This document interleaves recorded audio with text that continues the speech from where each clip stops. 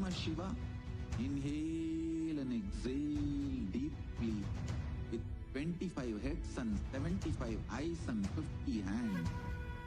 Visualize, meditate, connect with him. He is a living, alive being. Drop your form.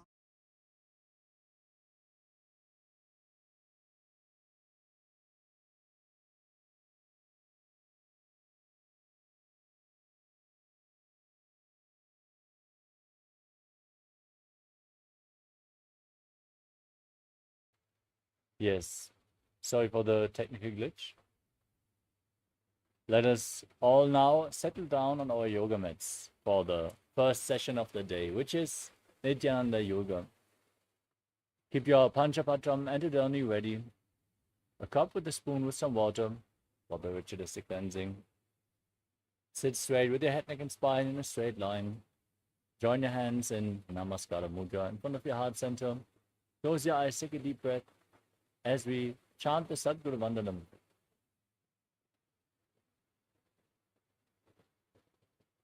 Nithyanandam Paramasukhadam Kevalam Jnanamurtim Dvandvaditam Gaganasadrisham Tattvamasyaadilaksham Ekam Nityam Vimalavachalam Sarvadi Sakshibhutam Bhavatitam Trigunarahitam Sadgurum Tam Namami. Next, we are going to chant the Shiva Mula mantra Om Ham Haum Shivaya Namaha 11 times. Please follow along internally. Om Ham Haum Shivaya Namaha. Om Ham Haum Shivaya Namaha. Om Ham Haum Shivaya Namaha. Om Ham Haum Shivaya Namaha. Om Ham Haum Shivaya Namaha. Om Ham Haum Shivaya Namaha. Om Ham Haum Shivaya Namaha.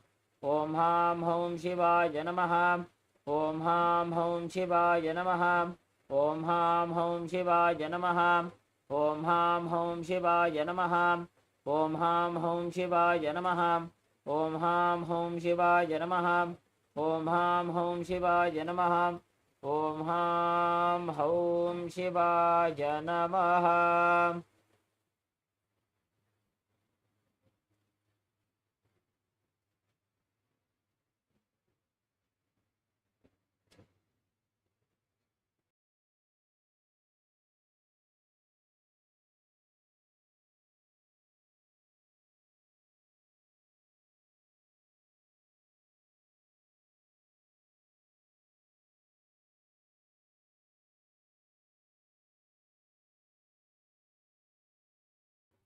Yes. Next up, we are going to perform the Tattva Achanam, the ritualistic cleansing. Now, keep your right hand in the Gokarna Mudra in the shape of a cow's ear. Take one udani, 1 spoon of water, and pour it into your right palm. Each time the word Swadha is chanted, sip the water from the bottom of your palm. We are going to repeat this process twice. Om Atmatattvam Shodhayami Sudha. Om Vidyatattvam Shodhayami Sudha. Om Shivatattvam Shodhayami Sudha. Now, wash your right hand with the water from the Panchapatram. And wipe your lips twice with the bottom of your right thumb. As we chant, Om Ham Hridayaya Namaha.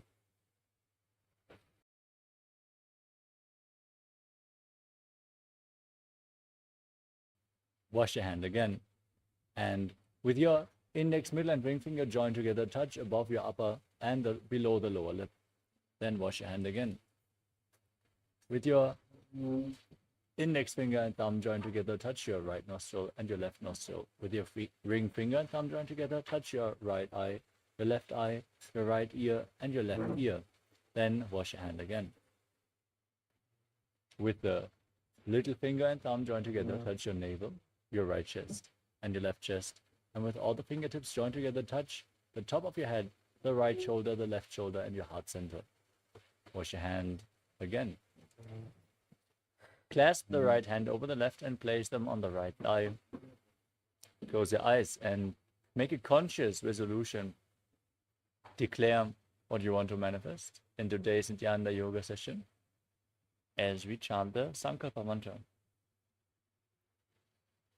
ओम अमोपात समस्त दुरितक्षय द्वारा भगवत श्री नित्यानंद परमशिव प्रीत्यर्थम श्री नित्यानंदे श्री परमशिव शक्ति समेत श्री नित्यानंदेश्वर परमशिव प्रीत्यर्थम च अद्य पूर्वोक्त एवं गुण विशेषेण विशिष्टायाम् अस्यां शुभदितौ पूर्ण आरोग्ययुक्त दृढगात्र यौगिक शरीर सिद्ध्यर्थम परमशिव शक्ति आविष्करणार्थम नित्यानंद योगाभ्यासं करिष्ये. Now wash your hand once more as you chant. Om अपौपस्पृश्य. And keep your Panchapatram and Udani aside, out of harm's way.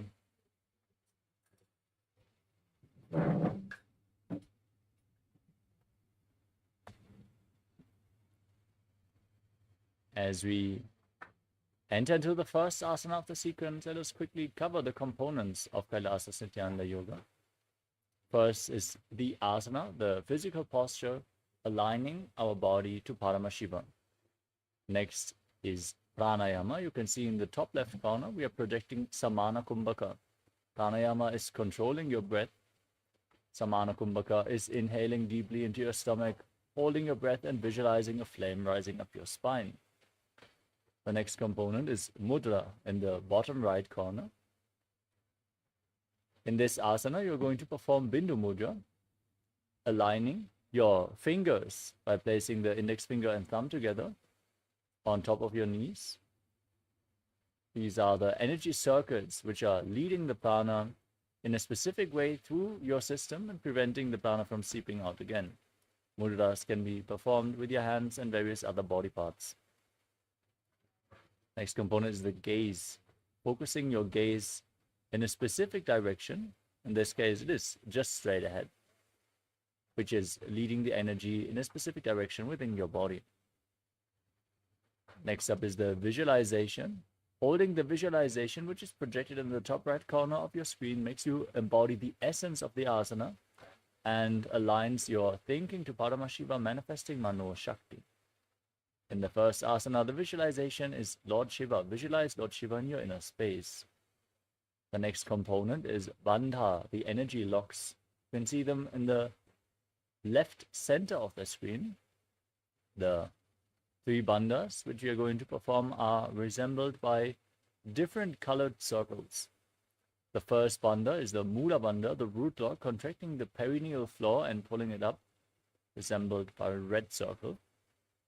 Uddiyana bandha, the stomach lock, pulling your stomach muscles in and up towards your spine, resembled by a yellow circle.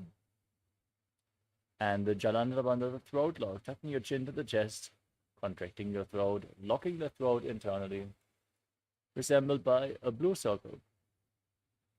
Mahamudra bandha is the combination of all the three bandhas engaged together, resembled by a purple circle, as you can see on the screen right now.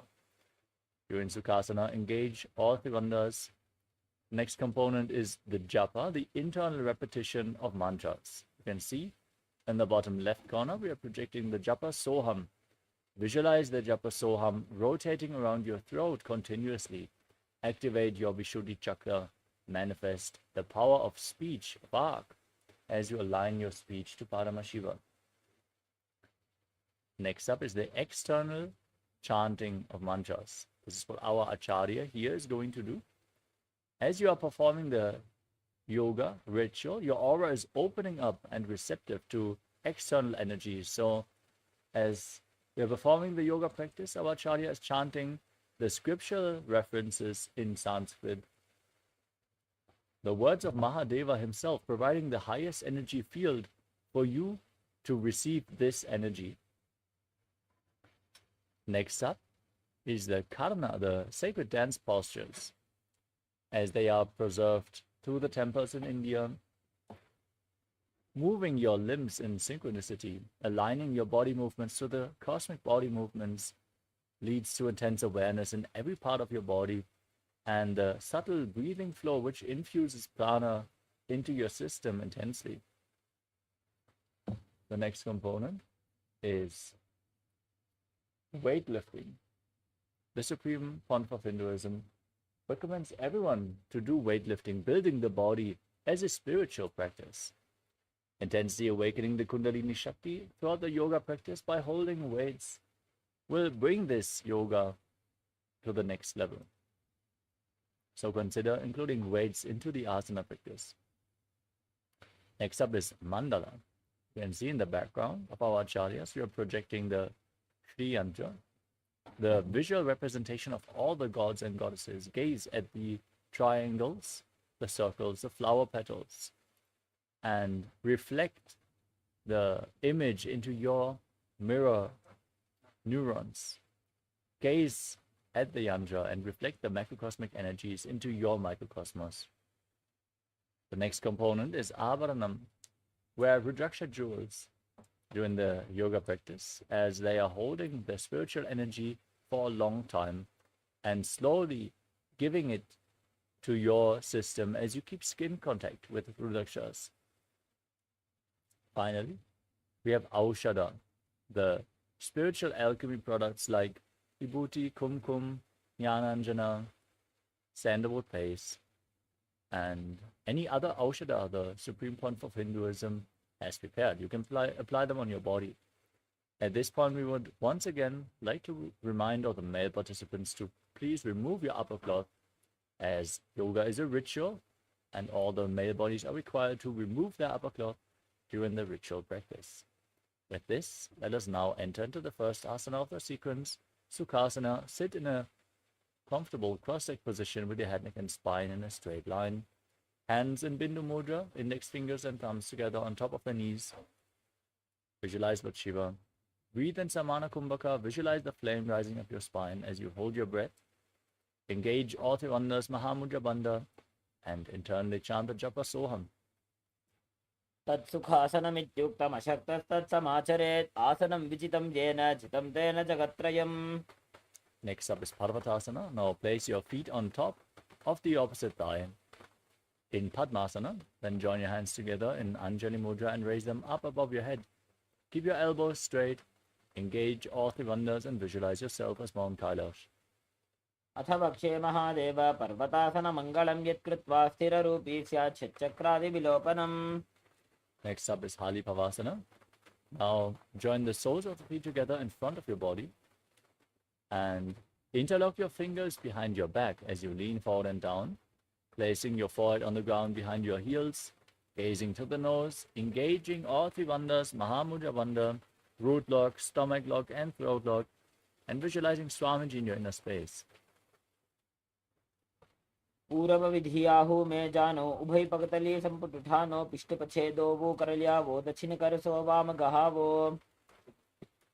Next up is Nagi Pavasana. With your soles together, feet extended away from the body, stretch your arms out in front of you, cup your palms and place them on the ground in front of the feet as you bring your forehead on the ground behind the heels. Gaze to your nose, engage your Bandhas and visualize yourself as a snake. पूर्वविधि परियागाने नीचौहो वीकहूनि फनास्यो लगायी.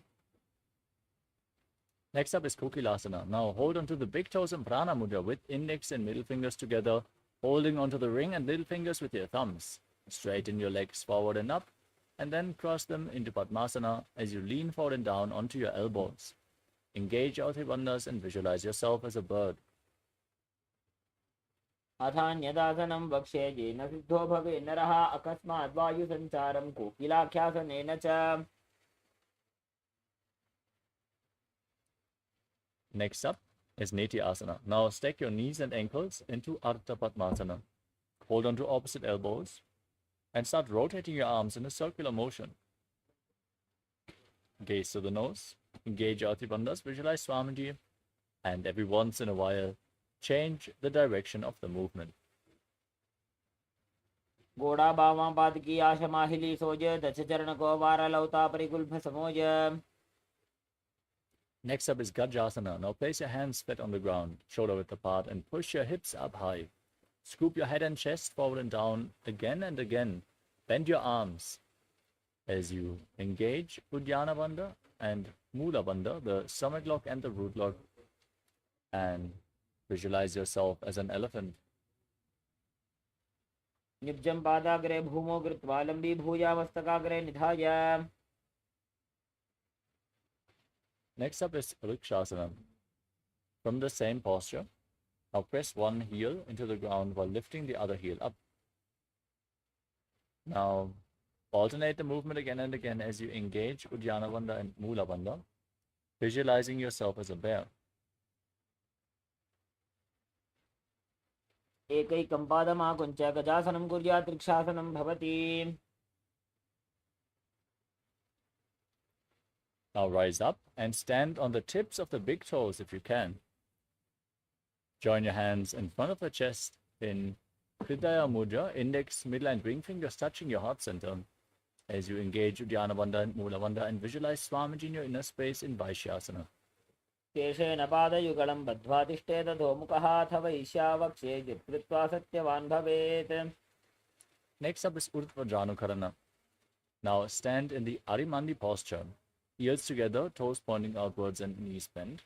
Remember Arimandi as we are going to perform this posture throughout various karanas. Now bring your hands to the chest, elbows raised, and raise one knee along the center of the body in a circular motion, following along with the respective arm again and again.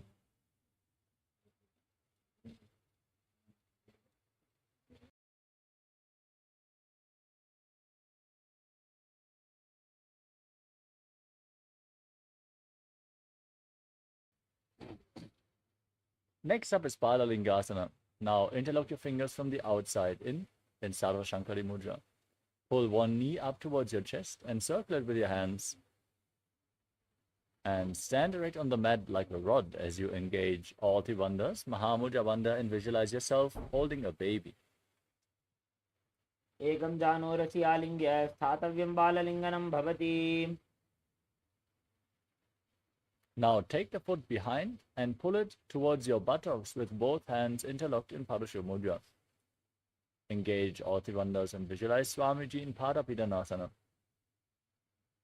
स्थित्वैकस्मिन् पादतले कराभ्यां वेष्टयेत्तनुं पृष्ठे संस्थाप्य यत्नेन पादपीडनमासनम्.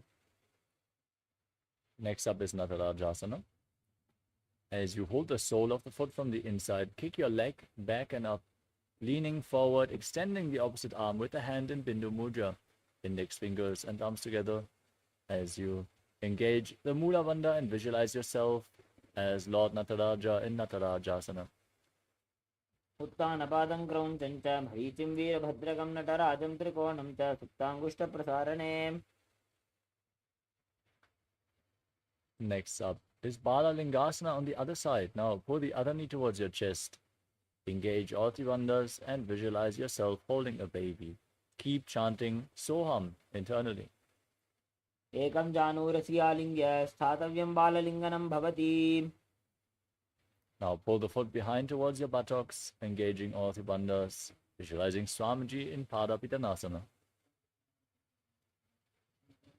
स्थित्वैकस्मिन् पादतले कराभ्यां वेष्टयेत्तनुं पृष्ठे संस्थाप्य यत्नेन पादपीडनमासनम्.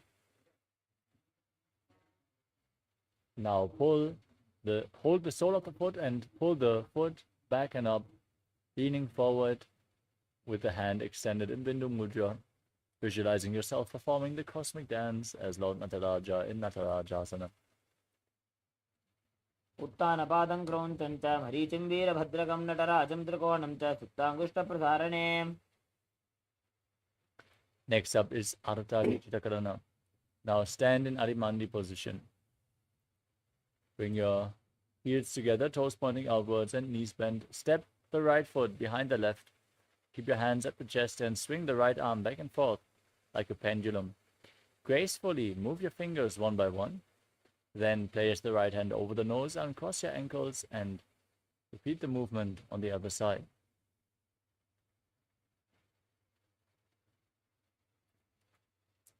Next up is the skeleton dance. Now visualize yourself as a skeleton and shake your body intensely. Hold the visualization as you dance wildly on the mat. If you lose the visualization of your bone structure, again, focus on your bones. This will build integrity into your very bone marrow.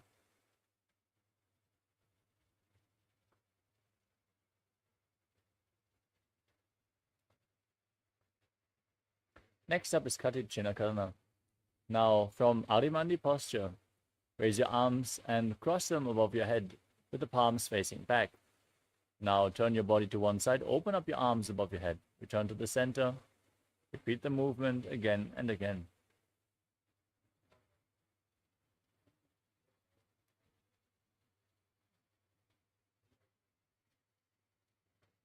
The next asana is Tadasana.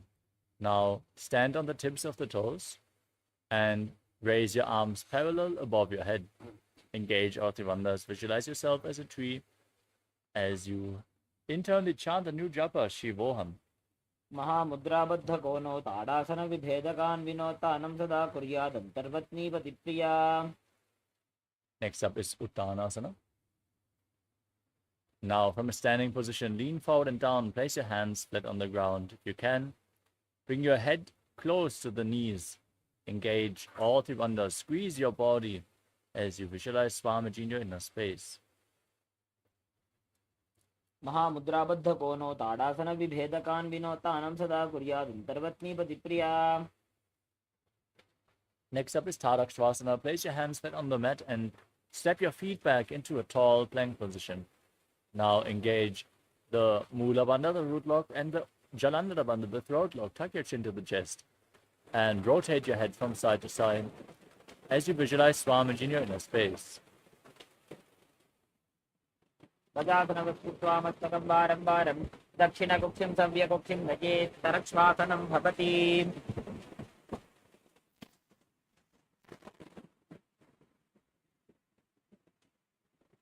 The next asana is Bhujangasana. Now lay down on your stomach and keep your hands next to the shoulders. Raise your chest and head up and open your mouth wide, inhaling through the hollow of your throat in Bhujangani Mudra as you visualize yourself as a cobra.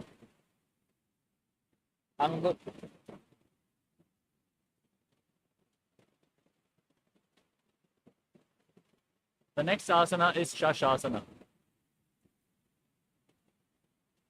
Push your body up into the plank position and pull your knees towards the chest alternatingly, visualizing Swamiji in your inner space and breathing firmly through your nose in Sahaja Kumbhaka.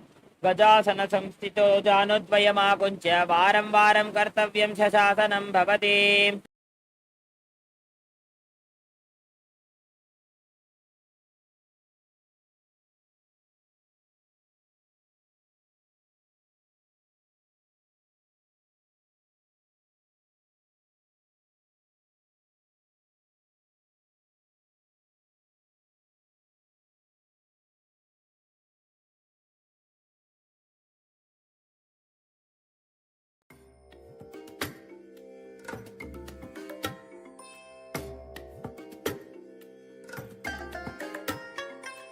I bless you all. Let you all open all your three eyes and manifest the powers of Mahasadashiva. Om Nithyananda Paramashivoham.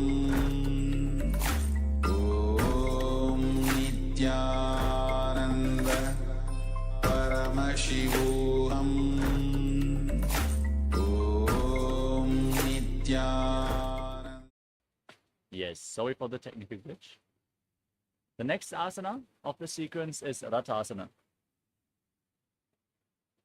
From the plank position, now step one foot in between the two hands, jump the foot back, and bring the other foot in between the hands again and again, visualizing yourself as a chariot in Rathasana. गजासन संस्थितो एकैकं पादं पुरोमार्गेण भ्रामयित्वा कर्तव्यं रथासनं भवति. Now rise up and bend the front knee at a 90-degree angle with the back toes facing sideways. Raise your arms up above your head, parallel. Engage Uddiyana Bandha and Mula Bandha. Gaze to your third eye and visualize yourself as Lord Veerabhadra in Veerabhadrasana. वासिष्ठमसकौण्डिन्यमूर्धकुक्कुटमेव च अष्टावक्रमथोत्थानं मयूरं सेतुबन्धनम्. Now exchange the position of your feet and repeat Veerabhadrasana on the other side. Raise your arms up, gaze towards your third eye and visualize yourself as Lord Veerabhadra. वासिष्ठमदकौण्डिन्यमूर्धकुक्कुटमेव च अष्टावक्रमथोत्थानं मयूरं सेतुबन्धनम्. Next up is Vrikshasana. Now raise one foot towards the inner opposite thigh. Bring the heel towards the perineum. As you join your hands in Anjali Mudra and raise them up above your head, keep your elbows straight. Engage Uddiyana Bandha and Mula Bandha and visualize yourself as a tree. वामोरुमूलदेशे च यां यं पादं निधायतु तिष्ठेत्तु वृक्षवद्भूमौ वृक्षासनमिदं विदुः. Next up is Garudasana. Now bring the raised foot on top of the opposite thigh. Join your hands in Namaskara Mudra in front of your heart center. And visualize yourself as Lord Garuda. गरुडासनमावक्षे येन ध्यानं स्थिरं भवेत् सर्वदोषाद्विनिर्मुक्तो भवतीह महाबली. Now repeat Vrikshasana, the tree posture on the other side, as you raise the other foot towards the inner opposite thigh and your arms up above your head in Anjali Mudra. वामोरुमूलदेशे च यां यं पादं निधायतु तिष्ठेत्तु वृक्षवद्भूमौ वृक्षासनमिदं विदुः. Now repeat Garudasana on the other side, lifting the foot on top of the opposite thigh and joining the hands in Namaskara Mudra in front of the heart center as you visualize yourself as Lord Garuda. गरुडासनमावक्षे येन ध्यानं स्थिरं भवेत् सर्वदोषाद्विनिर्मुक्तो भवतीह महाबली. Next up is Trikonasana. Now step one foot forward and the other foot far back, with the back toes facing sideways. Extend your arms parallel to the ground and lean forward and down, placing your hand at one foot, gazing up towards the other arm, which is pointing up towards the sky. Visualize yourself as a triangle as you do so. उत्तानपादं क्रौञ्चं च मरीचिं वीरभद्रकं नटराजं त्रिकोणं च सुप्ताङ्गुष्ठप्रसारणे. Now rotate your feet and lean in the opposite direction. Gaze up and visualize yourself as a triangle in Trikonasana on the other side. उत्तानपादं क्रौञ्चं च मरीचिं वीरभद्रकं नटराजं त्रिकोणं च सुप्ताङ्गुष्ठप्रसारणे. Next up is Nikuttaka Karana from Adimandi position. Heels together, toes pointing outwards and knees bent. Raise one heel off the ground and keep your hands in front of the chest with the palms facing each other. Stomp the raised heel to the ground, lift the other heel up and alternate the position of your hands in front of your heart.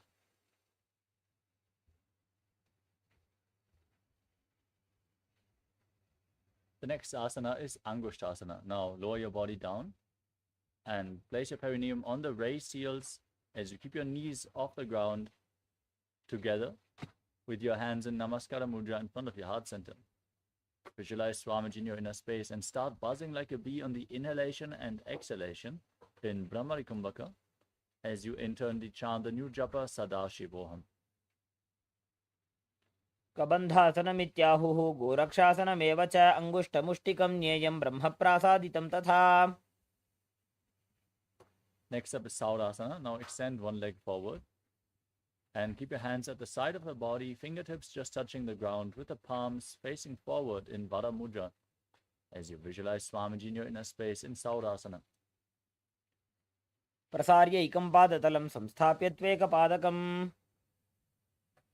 Next up is Vidunanasana. Now lean forward and down and hold on to the big toe of the front foot in Prana Mudra as you hold the back heel with the other hand.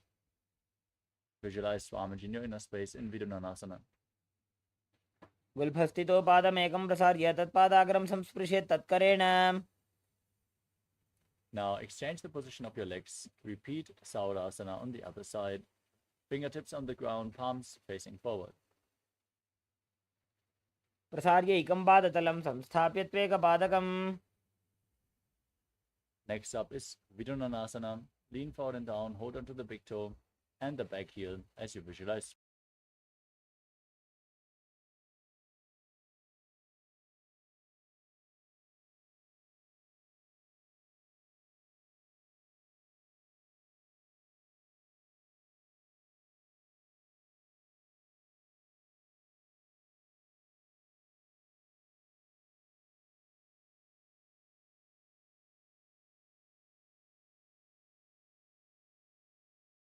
Swamiji and the back heel as you visualize Swamiji.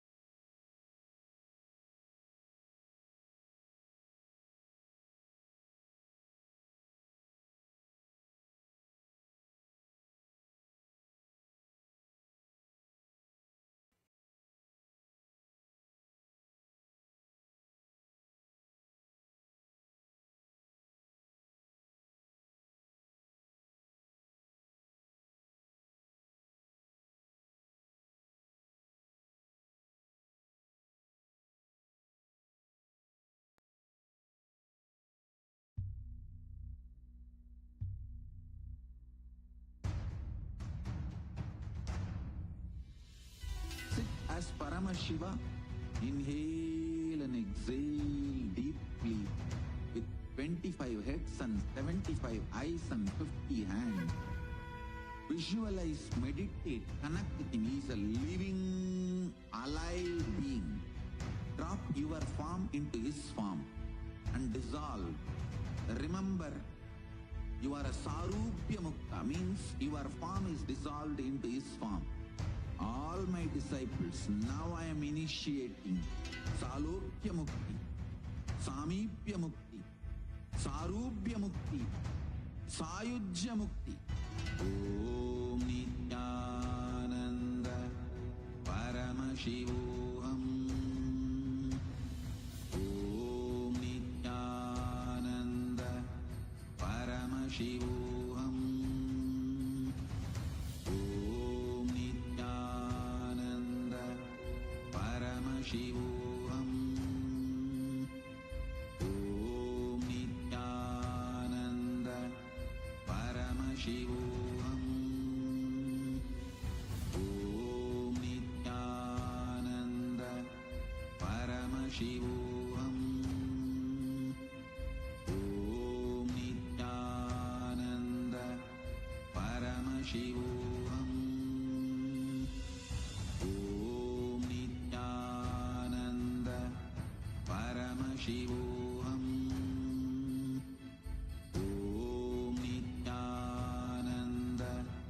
Paramashivoham. Om Nithyananda Paramashivoham. Om Nithyananda Paramashivoham. Om Nithyananda.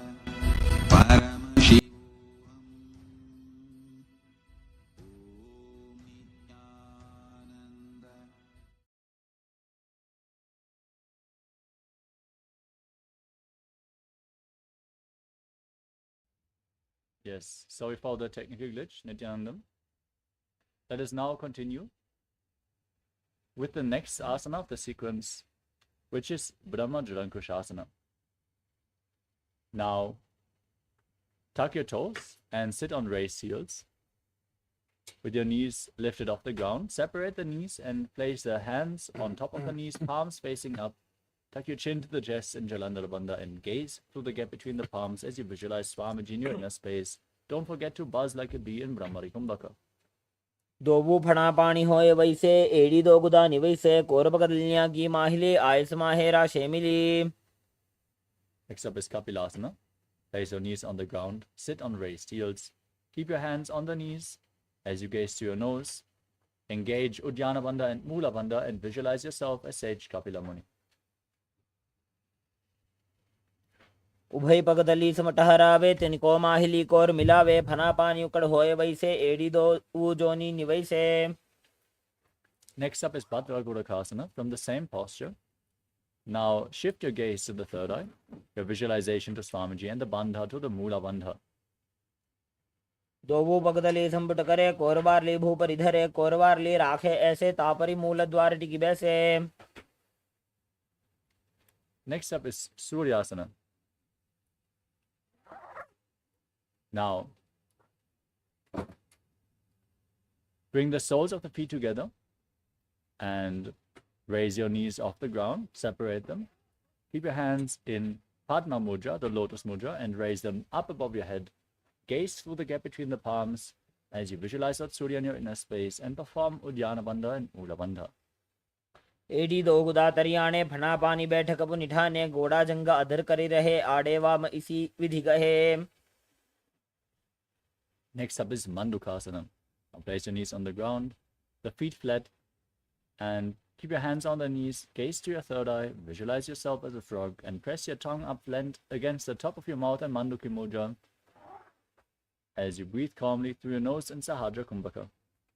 पादतलौ पृष्ठदेशे अंगुष्ठे द्वे च संस्पृशे जानुयुग्मं पुरस्कृत्य साधयेन् मण्डुकासनम्. Next up is Uttana Mandukasana. Now bring your hands behind your back. Hold on to opposite shoulders with your hands. Keep your elbows close to the head. Visualize yourself as a frog. Gaze up. Keep your tongue in Mandukya Mudra and engage Uddiyana Bandha and Mula Bandha in Uttana Mandukasana. मंडूकासन मध्यस्थं कूर्पराभ्यां धृतं शिरः एतद्भेकवदुत्तानम् एतदुत्तानमण्डूकम्. Next up is Simhasana. Now cross your feet and sit on your heels. Place your hands flat on the knees, fingers spread. As you stick your tongue out, gaze to the nose and exhale forcefully again and again, visualizing yourself as a lion. दक्षिणं सव्यगुल्फेन दक्षिणेन ततेतरं हस्तौश्च जान्वो संस्थाप्य साङ्गुलिश्च प्रसार्य च. Next up is Padurasana. Now bring the feet together, the soles of the feet together, toes pointing back. Separate your knees and then cross your arms behind your back, holding on to the big toes in Prana Mudra. As you gaze to your nose, tuck your chin to the chest and contract the perineal floor in Jalandhara Bandha and Mula Bandha as you visualize Swamiji in your inner space. गुल्फौ च वृषणस्याधो व्युत्क्रमेण समाहितः पादाङ्गुष्टौ कराभ्यां च धृत्वा च पृष्ठदेशतः. Next up is Kakabhushandi Asana. Now squat with your feet flat and the knees opened wide. Bring your arms in and around the raised knees and reach for your fingers behind your back. Interlock the fingers in Parusha Mudra if you can, as you gaze to the nose and visualize yourself as a crow. प्रथमे वैसकोकटठाने दोवुहातपगमी च आने. Next up is Karnipavasana. Now place your hands flat on the ground, shoulder width apart. Bring your knees onto your arms towards your armpits. As you lean forward, find balance and lift your legs off the mat, visualizing Swamiji in your inner space. आसन को गुण आशीदिष्टा होई तो आची होई. Next up is Kapali Asana. Now with your hands flat on the ground, bring your head on the mat as well, forming a triangle with your hands and your head. Bring your knees onto your arms, lift your feet up and straighten them into a headstand posture. Lean against the wall or ask a partner to assist you if you require aid in this position. And if you experience high blood pressure or any neck or spine related issues, please take it slow with all the inverted postures. Gaze to the nose and visualize Swamiji in Kapali Asana. शीश शीशा धरती टेकी पगदो वो मिलिवा ऊंचा कुकरे. Next up is Parshvamayurasana. Now place your hands on the ground and squat, twisting your body to one side, aligning your knees and knee and hip with the elbows. Then extend your legs to the side, lean forward and down, balance on your arms as you gaze to your third eye and visualize yourself as a peacock in Parshvamayurasana. मयूरं दण्डवत् कुर्यान् मायूरं दण्डनामकम्. Now twist your body in the opposite direction. Repeat Parshvamayurasana on the other side as you breathe in Rechaka Kumbhaka. Exhale all the way and hold your breath every time you exhale. मयूरं दण्डवत् कुर्यान् मायूरं दण्डनामकम्. Next up is Bhairaganatha. Now place your hands on the ground, shoulder width apart, and step your feet back into Tarakshvasana, the plank position. Then step one foot outside the respective shoulder in between the two hands. As you push your hips forward, engage the Mula Bandha, gaze to your third eye, and visualize yourself as Lord Kala Bhairava. आसन को गुण पीती जाई. Now exchange the position of your feet. Step the other foot forward in between the two hands.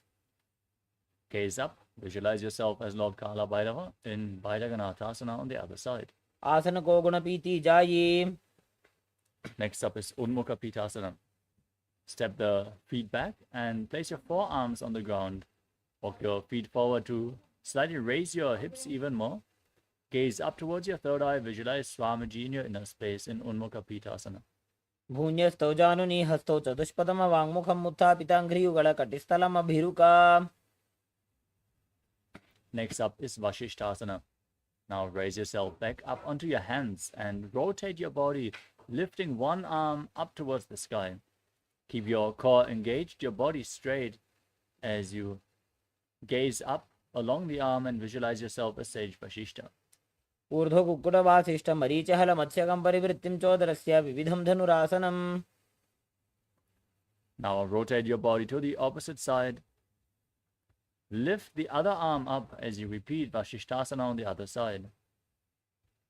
ऊर्ध्व कुक्कुटवासिष्ठ मरीचहल मत्स्यकं परिवृत्तिं चोदरस्य विविधं धनुरासनम्.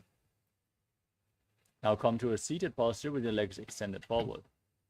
Bring your hands underneath the buttocks with the palms facing up. Gaze to the nose.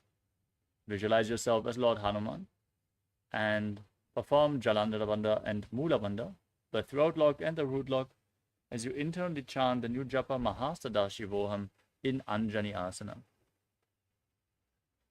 दोवो करके उभय हथेली कोरवारली मैले भेली.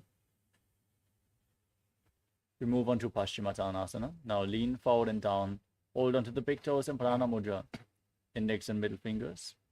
As you visualize Swamiji in your inner space, engage all three bandhas Mahamudra Bandha. जानो परिललाटन्तो पश्चिमं ताणमुच्यते येन केन प्रकारेण सुखं धार्यं च जायते. The next asana is Ugrasana. Slightly separate your legs and interlock your fingers behind your neck. As you lean forward and down, bring your head in between the legs and your elbows outside the legs.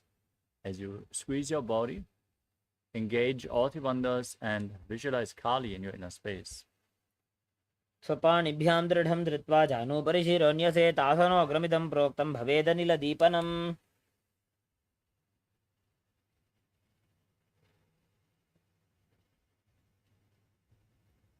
Next up is Marichi Asana.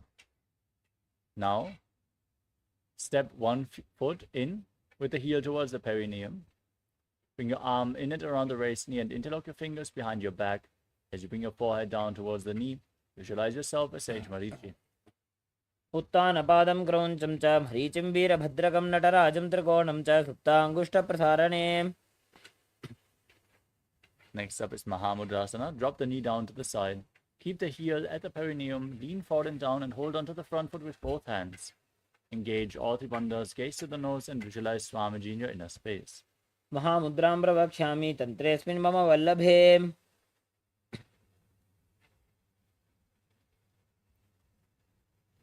Now exchange the position of your feet. Stretch your legs out. Bring the other heel in towards the perineum as you lean forward and down and interlock your fingers behind your back in Marichi Asana on the other side. उत्तानपादं क्रौञ्चं च मरीचिं वीरभद्रकं नटराजं त्रिकोणं च सुप्ताङ्गुष्ठप्रसारणे. Drop the knee to the side, lean forward and down. Engage Mahamudra Bandha in Mahamudrasana on the other side.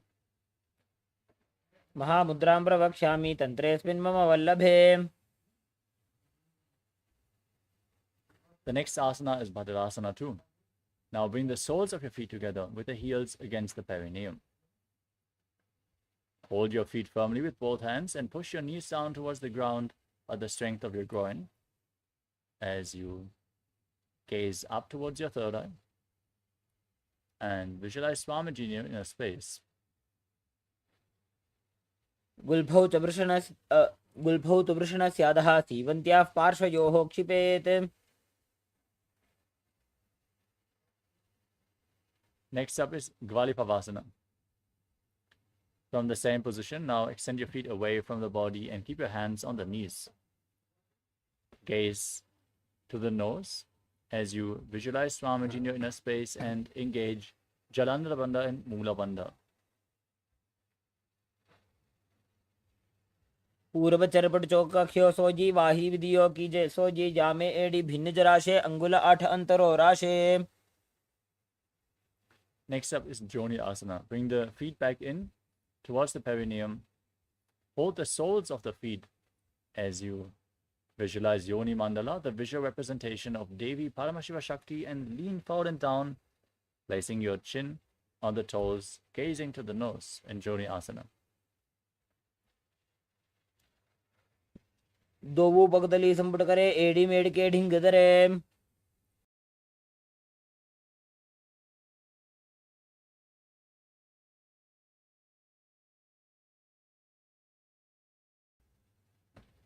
Next up is Mila Kipavasana. Now extend your feet away from the body. Keep the heels together, toes apart, and extend your arms out to the side as you lean forward and down. Place your forehead on the ground behind your heels. Gaze to the nose and visualize Swamiji. पूरब विधि परिवकतली संपूर्ण शोल एडी मिली राशे. Next up is Siddha Samadhi Asana.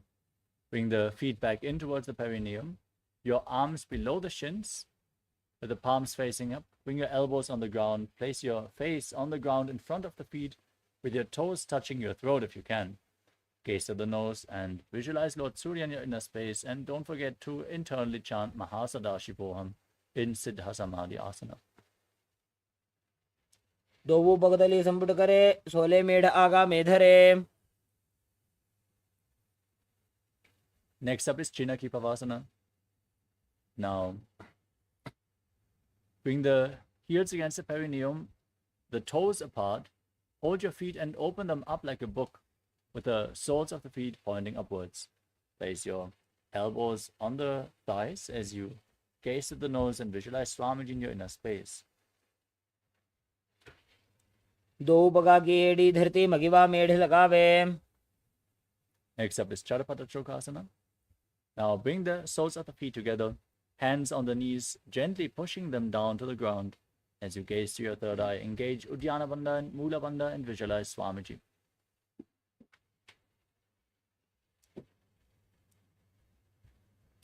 दोवो बगदली संपुट धारे आगाने करे जारे पसारे.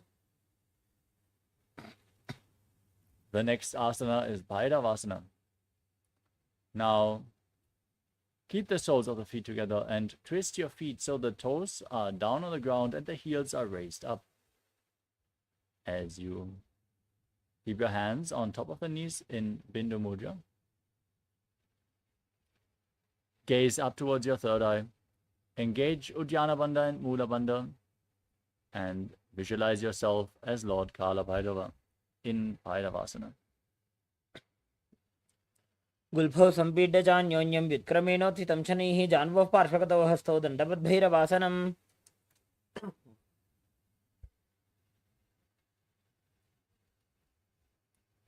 With this, we move on to Samanasana.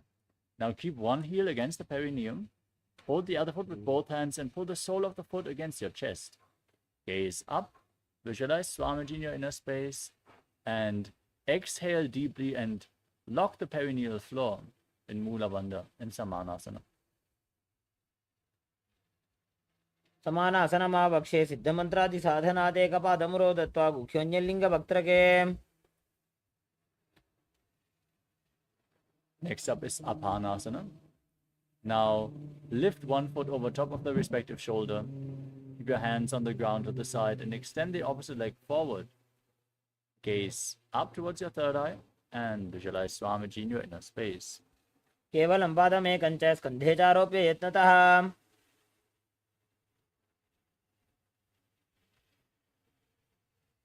Now repeat Samanasana on the other side. Bring the other heel against the perineum. Lift the opposite foot against your chest. Gaze to your third eye. Visualize Swamiji and hold your breath in the Muladhara chakra. समानासनमावक्षे सिद्धमन्त्रादि साधनात्. Now lift the leg over your shoulder, extending the opposite leg forward and up. Gaze to your third eye. Visualize Swamiji in Apanasana. केवलं पादमेकं च स्कन्धे चारोप्य यत्नतः. Next up is Gomukhasana. Now stick one knee over top of the other in front of your body, bringing your heels close to the outside of the opposite hips. Interlock your fingers and place them on the top knee. As you gaze to the nose and visualize the face of a cow, start breathing in Sitkari Kumbhaka. Press your tongue against the top of your mouth without touching the teeth as you hiss through the teeth while inhaling, internally chanting the new japa Om Nithyananda in Gomukhasana. सव्ये दक्षिणगुल्फं तु पृष्ठपार्श्वे नियोजयेत्. Next up is Anasuyasana. Hold onto the big toes in Prana Mudra. Gaze to your nose and engage Uddiyana Bandha and Mula Bandha while visualizing yourself as a Rishika Anasuya. दक्षिण गोड़ नीचे उठाने, बाहों ताके ऊपर आने. Now, interlock your fingers behind your back and lean forward and down, gaze to your nose as you place it on the ground if you can, visualizing yourself as a Rishika Anasuya in Anasuyasana too. जीमणा गोदा की संधि उपरिड़ा वागोड़ा की संधि. Now, bring one heel against the perineum with the knee flat and the other foot flat on the ground with the knee raised against your chest. Place your hands on respective knees, gaze to your nose, and visualize yourself as Lord Garuda in Garudasana too. दाबो पगमोड़ी एड़ी माहिलो गुल्भमूल द्वारनी चैदे. Next up is Nadadasana. Now raise your perineum onto the heel, interlock your fingers behind your neck, and twist your elbows outside the raised knee as you gaze up and visualize yourself as Sage Narada. पिष्ट जो वाम पगदली केरी भूपरिता ही लगावे फेरी. Next up is Matsya Pitakasana. Now place one foot on top of the opposite thigh, raising the opposite knee, holding on to the shin and the big toe of the opposite leg as you gaze to your nose and visualize Matsya, the fish avatar of Lord Vishnu. वामेन वामाङ्गुष्ठन्तो गृहीतं मत्स्यपीठकम्. Now repeat Gomukhasana on the other side. Slide your knees over top of each other with the other knee on top as you visualize the face of a cow.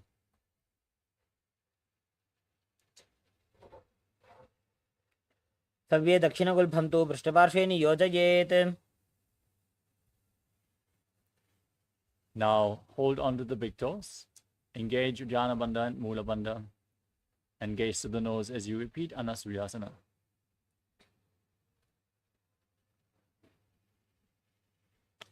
दक्षिण कोडो नीचे उठाने बाबों ताके ऊपर आने.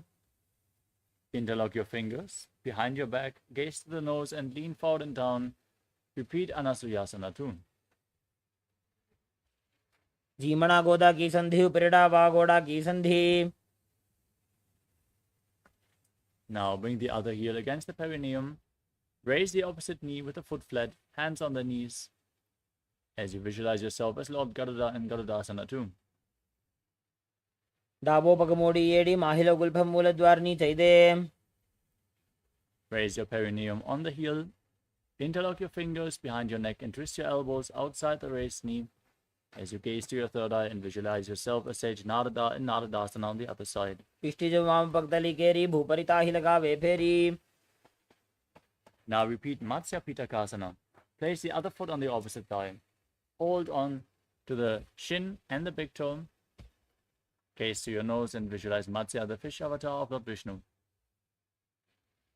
वामेन वामाङ्गुष्ठन्तो गृहीतं मत्स्यपीठकम्. The next asana is Matsyendrasana. Now extend your legs forward and then place one foot on top of the opposite thigh. Raise the opposite knee and twist your elbow outside the raised knee, keeping your raised arm, your raised hand at the neck and the other hand on the ground behind you.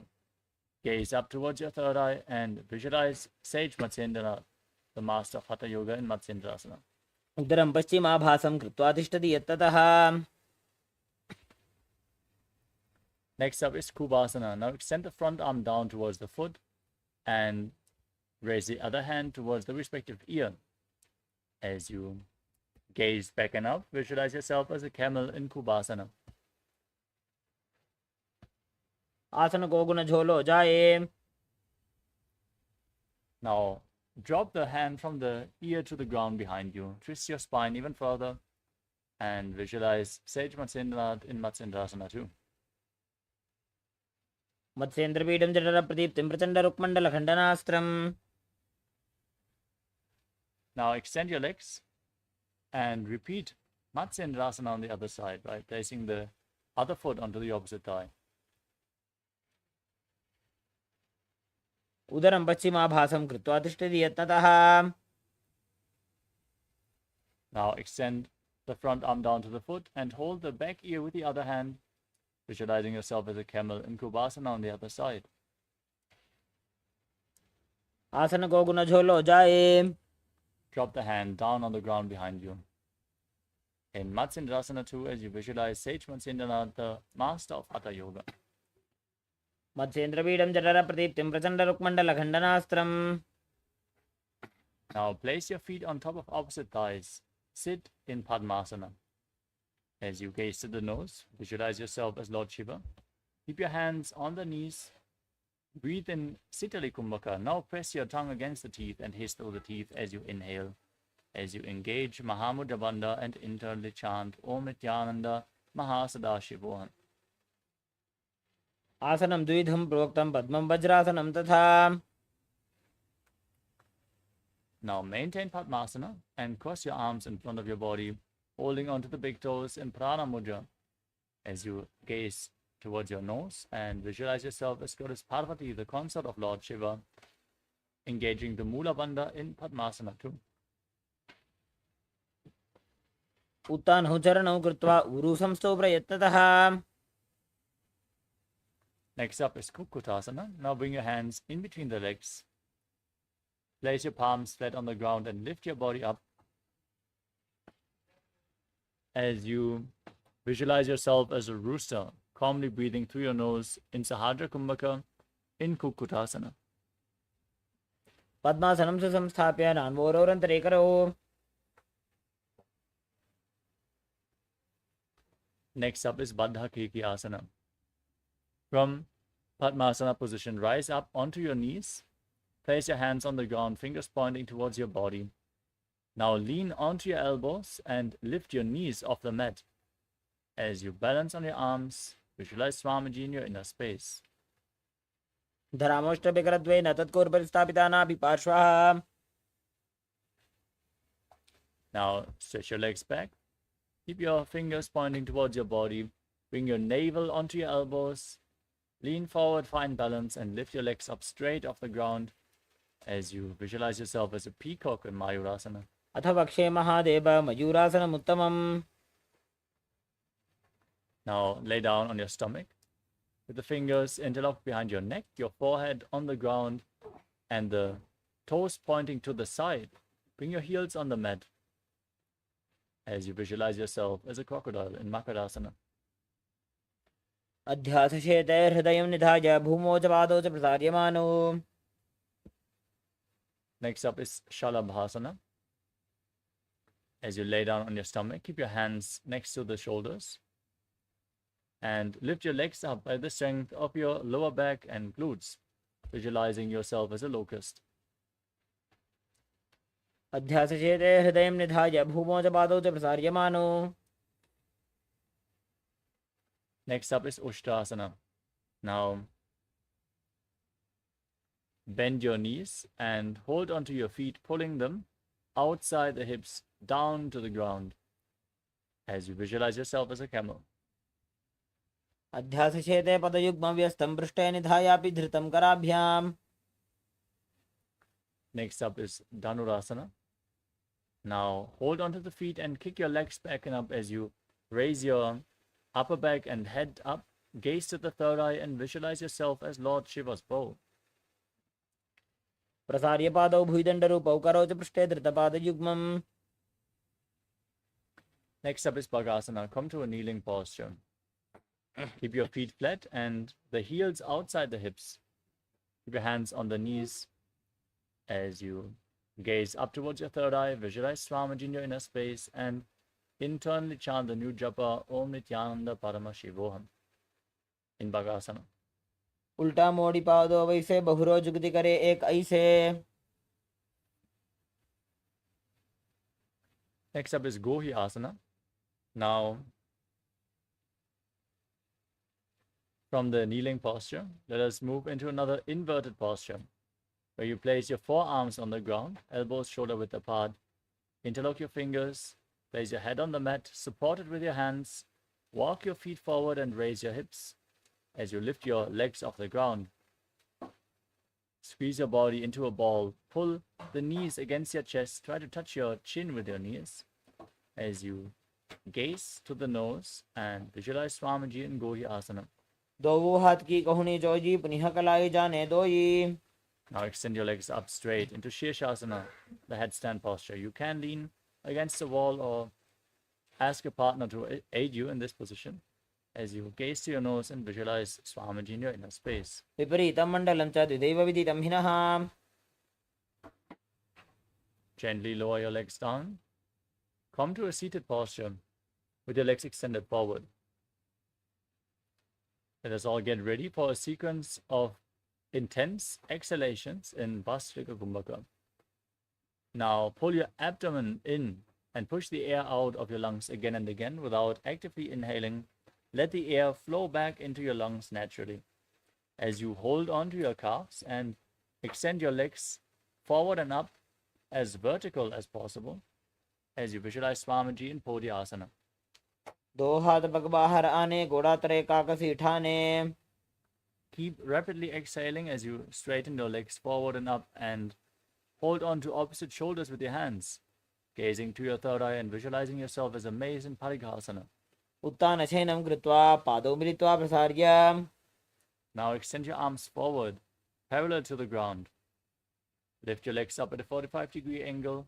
Gaze to your third eye and visualize yourself as a boat as you breathe in Bhastrika Kumbhaka in Naukasana.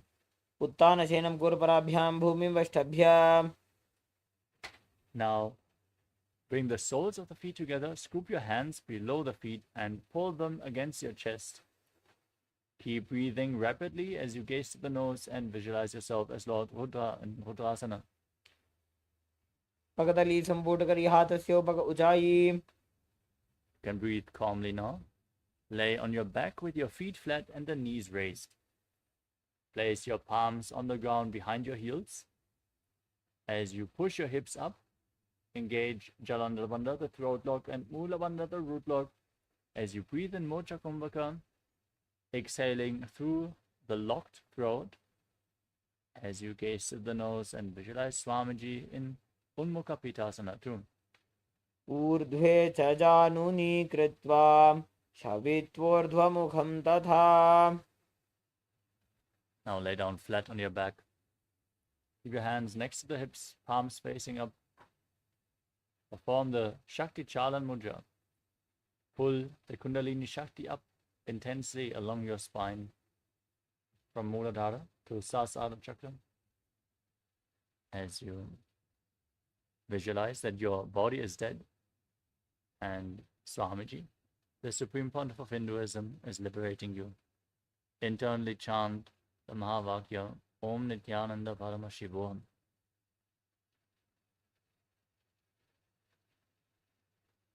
उत्तानं शववद्भूमौ शयनं तोषवासनं.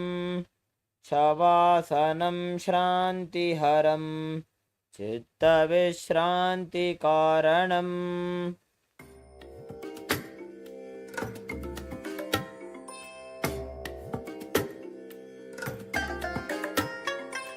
I bless you all.